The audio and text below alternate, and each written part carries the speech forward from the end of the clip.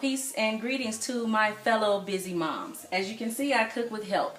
And the way we get our cooking done and get it done healthy is we do a lot of frozen foods. As you can see, I have frozen vegetables here, frozen onions, frozen peas, frozen potatoes, white and sweet potato.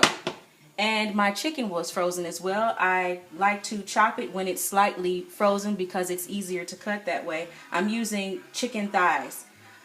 We have ginger and garlic paste here, curry and vegetable oil, salt, and the jerk. I'm not exactly going to put jerk in mine because I want my toddlers to eat it and they might not tolerate it.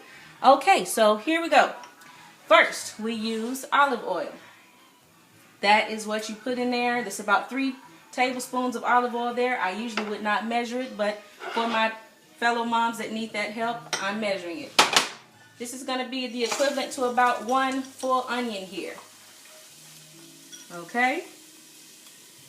You're going to saute that in that oil a little bit.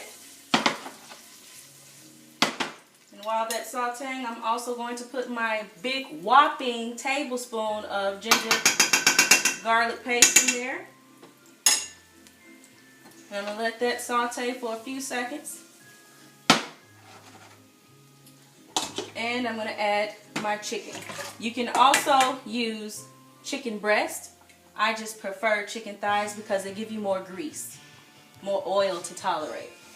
Okay, also a good thing to do is wash as you go.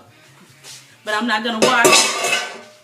And I'm going to cook these chicken thighs and then we'll be right back with you. And we're back. During that break, as you can see, I have a lot of oil that's come from the chicken.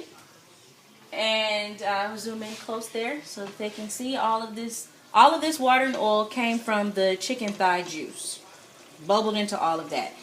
And during this break, I managed to wash all of those dishes that are no longer here. So now that we have all of this water in here, we're going to add the potatoes.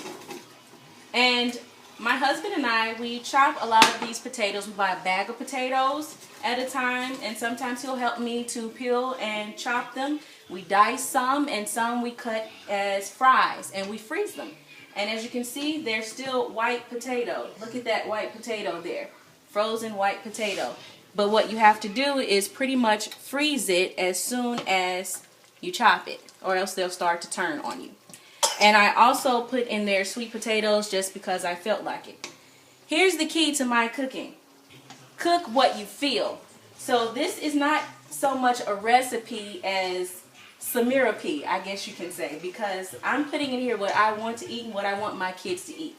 So I'm going to put in here a bunch of vegetables, okay, because I want them to have that. I'm going to put in here some peas because I want them to eat it. This part is not necessarily Caribbean, okay? We've passed the Caribbean with the potatoes and onions.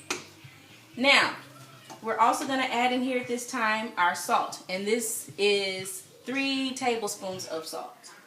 Okay, I'm going to sprinkle that in there. We don't put the salt in first because it slows down the cooking process. Now we're going to add the curry.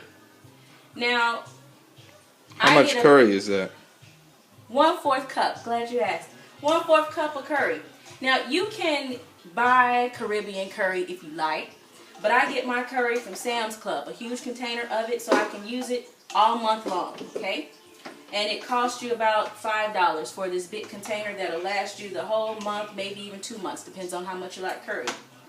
And while we're doing our final touches on the curry, in here I've placed some rice, and this is what you do, so you don't have to worry about it. You get a rice cooker, cut it on, and forget about it. The rice will be done when your curry is done, God's willing.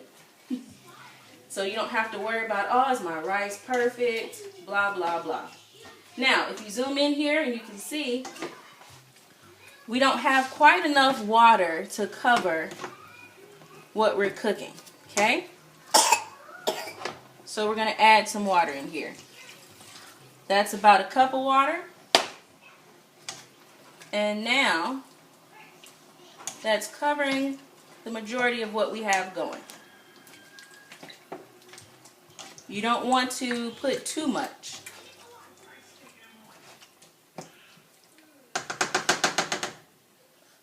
Okay, and there you go.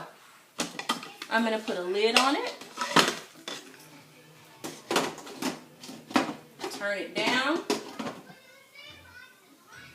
And I'm going to clean up the rest of my mess while this is simmering.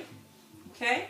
And that's going to simmer maybe 20 minutes, 15, 20 minutes. Rice is done, your curry is done. Bless you. Okay, so we'll be right back. Some people might like a little spice, cheese.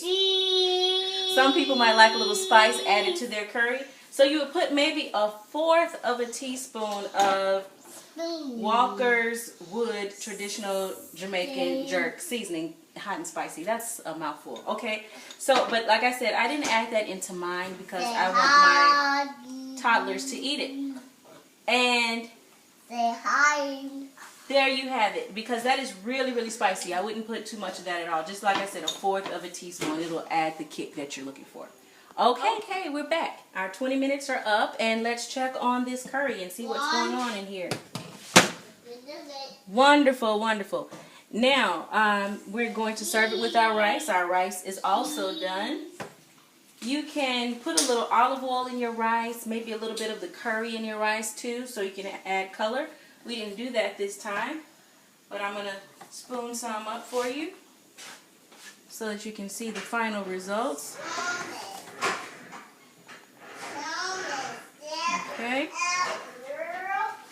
Some of the rice. And yes, I do tend to hold this baby all day. It makes for strong pecs. It's what I call the mother workout for the biceps. But I did put them down for a little while. But during the time that it took to cook this, I did wash up all of the dishes. And I had more dishes than what I would normally have because I was trying to be cute for you all. And I normally would not cook looking like this, but like I said, I was trying to be cute. So, as you can see here, this is our finished product. It's full of vegetables and everything. And we'll have an outtake with a list of all the ingredients, correcting some of the things that I said. And there you go. I hope you all enjoy and have a wonderful meal and a wonderful day. Peace.